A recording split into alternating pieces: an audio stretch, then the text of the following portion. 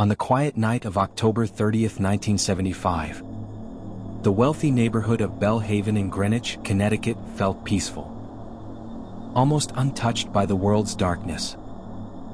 But before sunrise, that illusion would be shattered forever.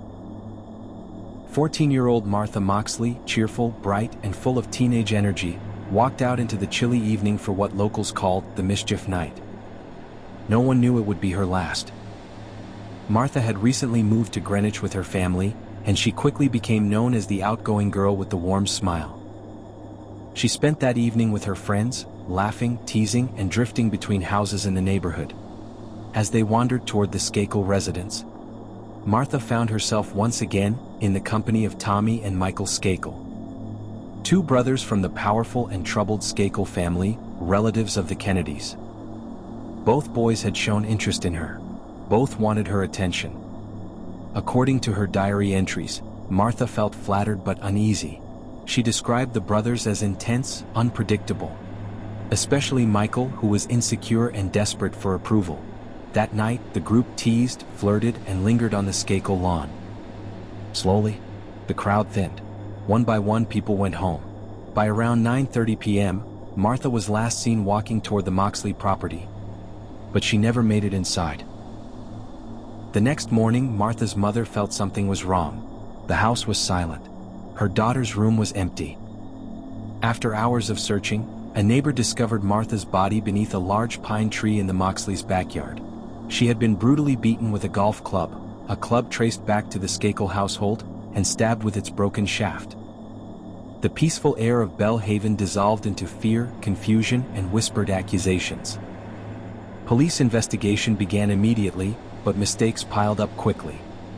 The Skakel estate was never fully searched. The brothers' stories changed.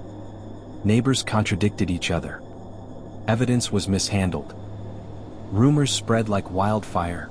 The Kennedys were protecting their own, the Skakel family was too powerful, the truth was buried. For years, the case went cold, frozen beneath layers of privilege and silence. Then, in the 1990s, everything changed. A private investigation, funded by the Skakel family themselves, produced a secret report known as the Sutton Files. Within it were disturbing accounts from Michael's classmates at a reform school in Maine. They claimed Michael had confessed to killing Martha. The document was leaked. Journalists dug deeper. Old lies clashed with new revelations, and suspicion once again circled Michael Skakel. By 2000, a grand jury indicted him. In 2002, Michael Skakel was convicted of Martha's murder and sentenced to 20 years to life. Courtrooms filled with reporters. The public watched as a long-buried case resurfaced with a vengeance. But the story didn't end there. Years later, Robert F. Kennedy Jr. entered the discussion, arguing that Michael had been wrongly accused. He suggested alternate suspects. He questioned the timeline. He wrote a book insisting that justice had not been served. The case grew murkier, tangled in politics, media narratives, and decades of conflicting testimonies. In 2013, after multiple appeals, Michael's conviction was overturned on the grounds of ineffective counsel. He walked out of prison after 11 years. He was never retried. The state eventually closed the case, leaving it officially unresolved, a wound that never fully healed. But 2024 brought the story back into the spotlight.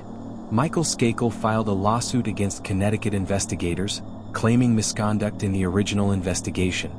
He launched his own podcast, insisting that he had been framed and that the real killer still walked free. His new claims reignited old debates, dragging the case once again into public scrutiny. Martha's friend, Christine Watson, spoke publicly in response, expressing deep frustration that the narrative was being twisted after so many years. She said Martha deserved truth, not revision. She reminded the world that behind all the noise, all the theories, all the names, there was a 14-year-old girl whose life was stolen. Nearly 50 years later, Martha Moxley's story still lingers in the air of Belle Haven like an unfinished sentence.